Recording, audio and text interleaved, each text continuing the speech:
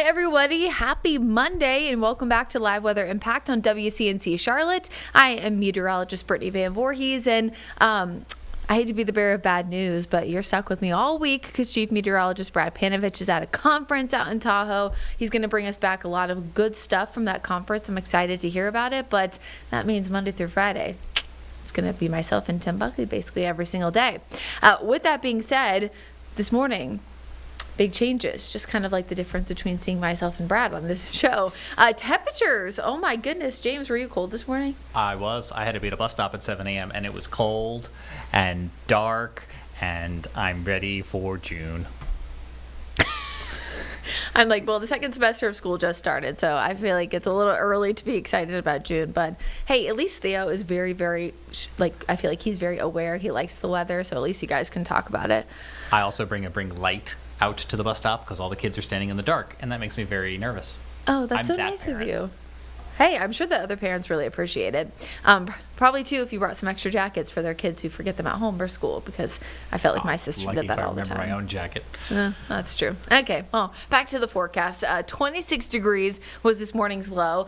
Chris tweeted something earlier, and I just chuckled to myself as I was sleeping and snoozing in bed since I didn't get home till almost 1 last night, since we, of course, have a longer show for Sunday Night Football on NBC. But he said, coldest morning this year. And I thought to myself, well, I guess technically it was. It was 26 this morning, y'all, and that was the coldest, of course, since 2026 began. I do not think that tonight is going to break that, 27 to 28, so a few degrees warmer. But again, biggest difference between the two, you're barely going to notice it, I think, is the wind. So we're not going to be quite as gusty wind-wise tomorrow morning compared to this morning.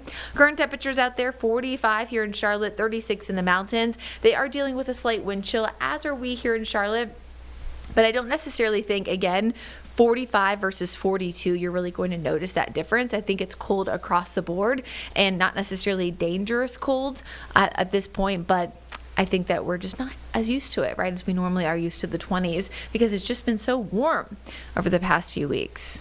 Again, exceptions to the rule, but in general, we've seen a lot of 70s compared to normal for this time of year.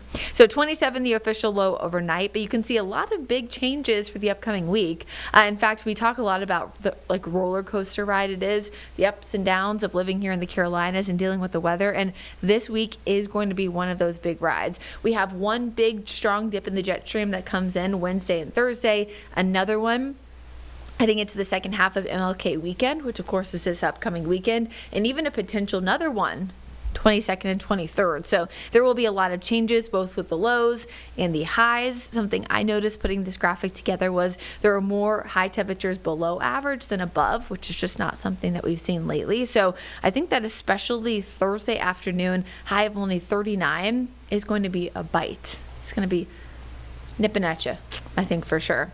Here's satellite and radar across most of the south and east. Of course, you can see things are calm, clear, and quiet. Won't necessarily be that way, of course, all week because of this big change that we do have. Now, before it gets colder again, we will see a slight warm up tomorrow afternoon, especially temperatures reaching the upper 50s to near 60 with a ton of sunshine. You can, of course, see that as we look at Futurecast toward tomorrow, but then here's where the changes come in.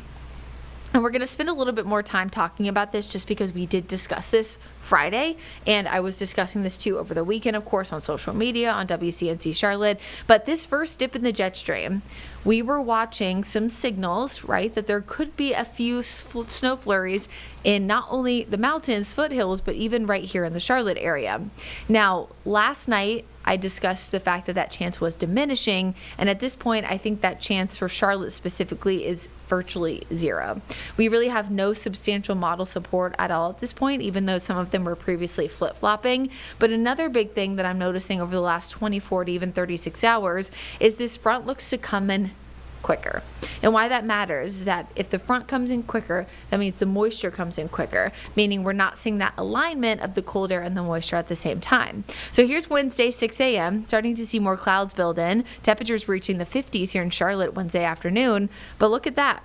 Snow already moving into the mountains by 6 o'clock. Areas across, of course, the Piedmont, you see rain because we're in the 50s. There's no way you're going to get snow in Charlotte in the 50s by the time that we finally get that cold air arriving behind the system.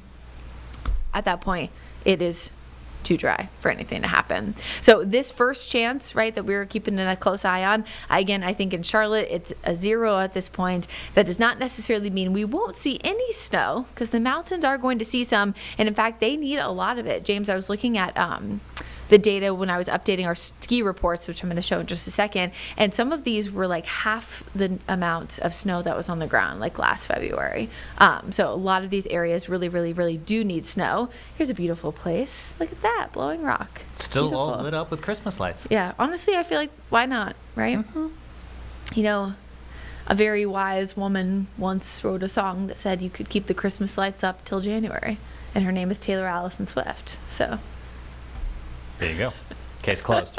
James is like, what on earth is Brittany talking about? Okay, back to the snowfall forecast. Mountains, again, are going to see something. I think in those lower elevation spots, so 3,500 feet and below, maybe an inch if you're lucky, closer to the border of Tennessee, those numbers could be higher. These, of course, were the snow reports I was talking, or ski reports, that is, I was talking about. The base Beach Mountain Resort at 40 inches. Early February of last year, so just in a few weeks, that will be 365 days, they had 88 inches. Now, I know last ski season they had really good snowfall, but still it's pretty substantial difference. Apski Mountain, I think when I updated that, it was closer to 70, and you can see now it's 24 to 50. Cataloochee was not that much different, but Winter Place and Snowshoe did have a pretty notable difference as well. Winter Place, when I updated it last, it was like 48, so 33, a big difference there. Snowshoe, just about the same. But you can actually also see on the right side of the screen, only about half of the lifts are open in some of those areas.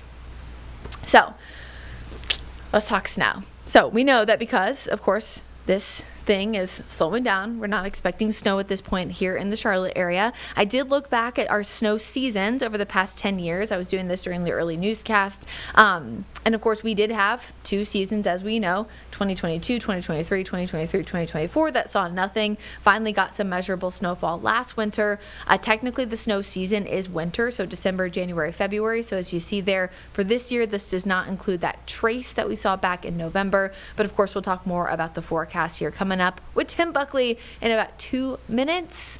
We'll be right back. Don't go anywhere.